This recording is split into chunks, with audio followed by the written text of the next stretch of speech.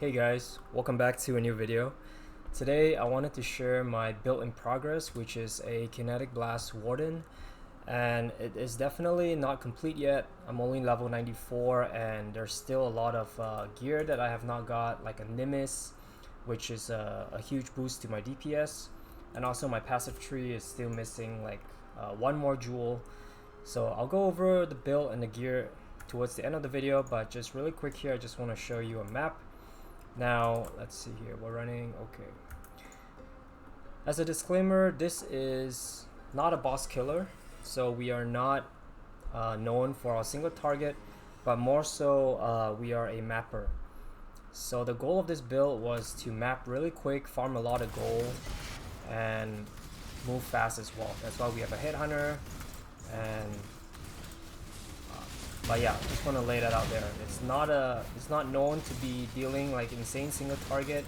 It can, I mean, I think it could go into the 20-30 million, but it requires some good gear and also maybe a different version as well. The in-stacking version is definitely stronger but more expensive.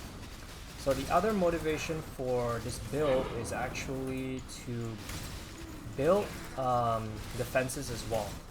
As you know, the Warden has a bunch of ascendancy that grants a lot of nice offensive power, like Scorch, Shock, and especially Tinctures. As you can see here, we are running dual Tinctures, so it is a huge boost to our DPS.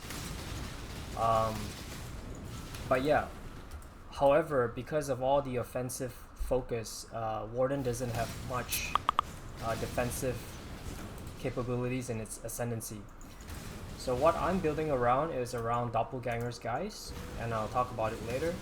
But we are essentially going for 90 all res and 90 chaos res with divine flesh. So we are basically almost immune towards elemental and chaos damage.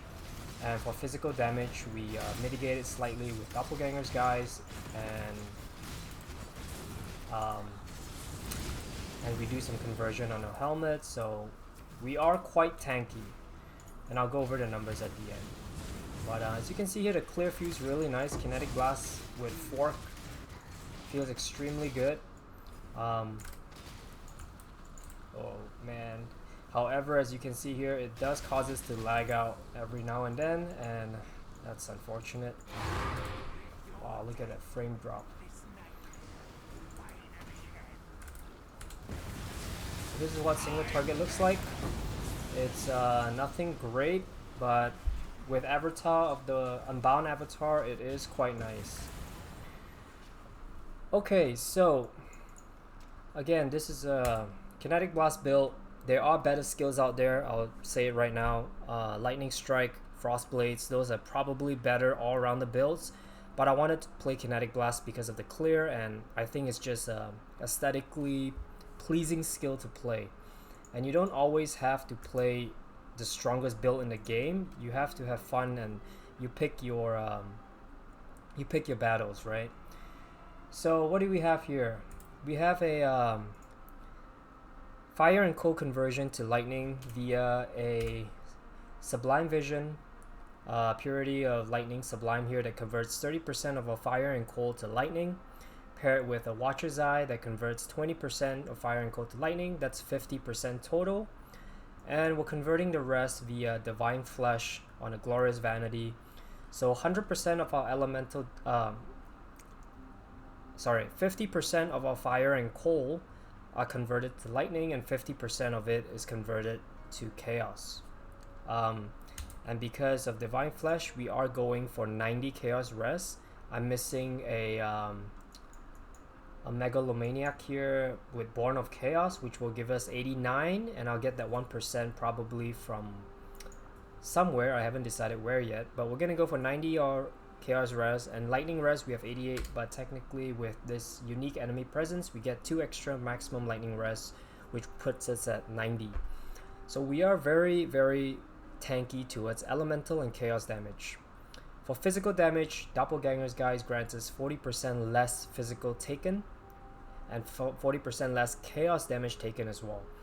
So that is a huge physical mitigation for us. We also have physical taken as lightning on our helm here, so that's 47%.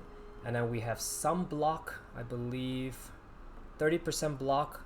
So we don't have the greatest physical mitigation, but it is what it is. Usually when you're mapping, this is sufficient. With a headhunter, you get buffs that will, you know, increase your life and everything. So we are quite tanky in maps. I would not bring this to run like juice T17s and stuff. You probably need a different build for that. But if you're just trying to farm gold on T16s, you know, some rogue exiles, this build can definitely do that. So yeah, other things on the tree that's worth mentioning is, again, we are running megalomaniacs here.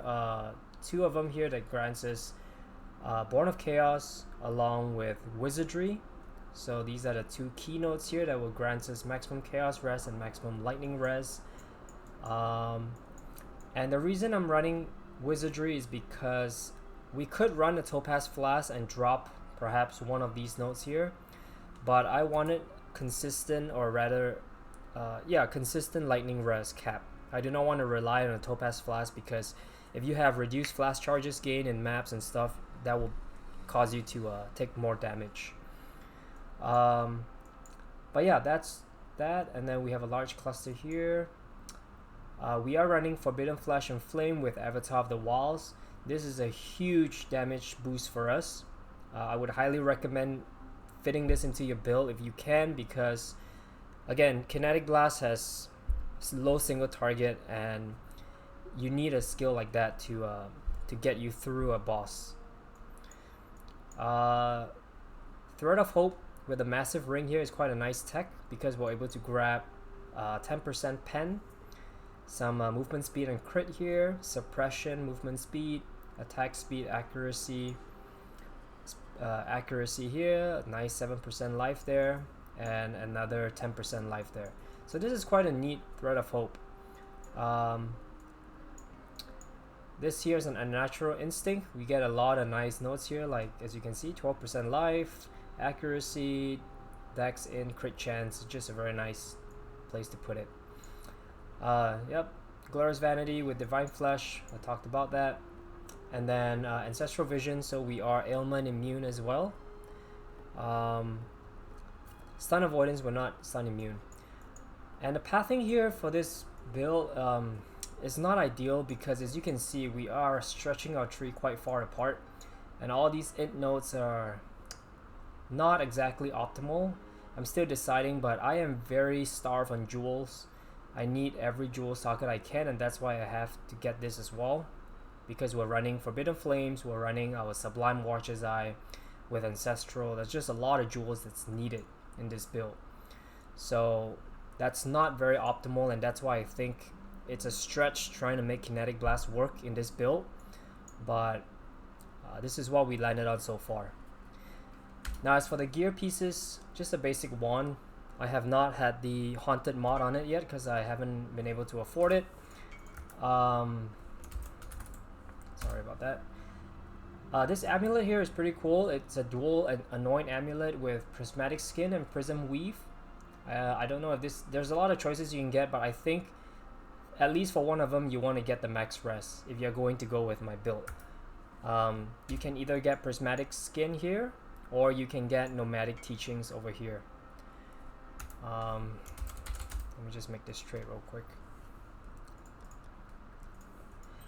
Now for the shield, this is a really nice shield with some suppression, some spell block, reduced crit, max life, and ailment immune. So the crit here with my corrupted chest, I'm immune to critical strikes, which is nice, because that is usually allows you to run a lot of crit chance, crit multi maps.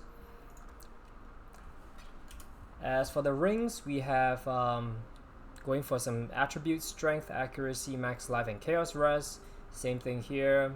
Accuracy is very important because you want to be not missing. Eventually we're going to swap out, I believe, this ring here for a Nimis, which I'm trying to farm. And speaking of Nimis, it is a huge damage boost to our build, because it doesn't have the damage penalty from returning projectiles, and it allows us to drop that and put in increased critical damage. which will significantly increase our damage. So that's that. And then the gloves here is basic gloves with some pierce and rage, and then just a tri LE wand with some attack speed, crit chance, and then eventually we're going to put on the hunter mod on there as well. And we need to get make every currency we can, because Nimbus currently costs 200 divines, so that's what we're doing right now. We're just trying to sell everything we can. Headhunter goes without saying, it's great for this build as a mapper. And then the boots is basically life, lightning rest, chaos rest, movement speed, with the additional avoid elemental ailments crafted on it. But yeah, that's the general idea of the build. It's a great mapper. It feels really good mapping with it. I'm trying to do harder content now. Currently running the Tormented Soul gold farming strategy, which is very rippy. We are still able to clear all the mobs but we'll struggle with the boss a little. But still, this is a fun strategy that I'm currently trying out to farm up some gold. So yeah, I'll maybe I'll post an update to this video if I think it's worth updating about. But otherwise, let me know what your thoughts are in the comment section below. And yep, bye.